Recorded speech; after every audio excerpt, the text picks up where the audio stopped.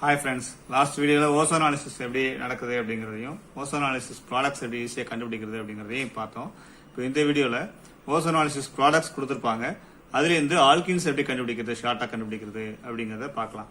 இப்போ ஓசோனாலிசிஸ் ப்ராடக்ட்ஸ் நமக்கு 2 ப்ராடக்ட்ஸ் வந்து கொடுத்துருக்காங்க, ஒன்று ஆல்டிஹைட், இன்னொன்று கீட்டோன். ஸோ ஓசோனாலிசிஸ் நம்ம ஆல்கீனில் பண்ணுற போது 2 கார்பனுக்கு இடையில இருக்கக்கூடிய டபுள் பாண்ட் பிரேக் ஆகி தான் இங்கே ஆக்சிஜன் ஆட் ஆகும்னு சொன்னோம். அப்படின்னா இங்கே கொடுத்துருக்க ப்ராடக்ட்ல இருக்கக்கூடிய 2 ஆக்சிஜனை வந்து ரிமூவ் பண்ணிட்டு நம்ம ப்ராடக்டை ஈஸியாக கண்டுபிடிச்சிடலாம். இப்போ இந்த ரியாக்ஷன், இந்த ப்ராடக்ட்ஸ்க்கான ஆல்கின்ஸ் என்னவா இருக்க முடியும் அப்படின்னா CH3 CH இதெல்லாம் அப்படியே எழுதிக்கலாம். இந்த கார்பனுக்கு பக்கத்தில் இருக்கக்கூடிய ஆக்சிஜன் இங்கே டபுள் பாண்ட் இருக்கு, ஸோ இங்கே தான் டபுள் பாண்ட் இருந்திருக்கணும்.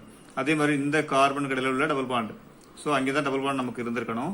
ஸோ CH3, ஸோ இந்த கார்பனுக்கு உள்ள இந்த ஓவையும் இந்த ஓ பார்ட்டையும் எடுத்துட்டு ரிமூவ் பண்ணிட்டு அந்த 2 கார்பனைல் குரூப் இருக்கக்கூடிய இடத்துல டபுள் பாண்ட் கொடுத்து ஜாயின் பண்ணிட்டீங்கன்னா you will get the correct alkene.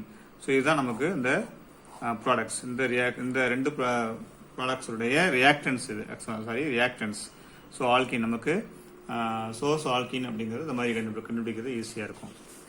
இந்த மாதிரி எந்த ப்ராடக்ட்ஸ் அவங்க கொடுத்தாலும் ஈஸியாக நம்மளால கண்டுபிடிக்க முடியும். ஸோ இது வந்து 2-மெத்தில்-2-பியூட்டீன் அப்படின்னு சொல்லலாம். ஸோ நமக்கு இந்த மாதிரி இந்த ஒரு ஆஸ்ட்ரிக்ஸ் மாதிரி கொடுத்து வச்சுக்கலாம். ஸோ கார்பனைல் குரூப்பு கார்பன்ஸை ஜஸ்ட் லிங்க் பண்ணுறது மூலமாக நம்ம சோர்ஸ் அன்னோன் ஆல்கின்ஸை ஈஸியாக கண்டுபிடிக்க முடியும். இந்த மாதிரி நிறைய ட்ரிக்ஸோட நம்ம அடுத்தடுத்த வீடியோவில் பார்க்கலாம். தேங்க்யூ.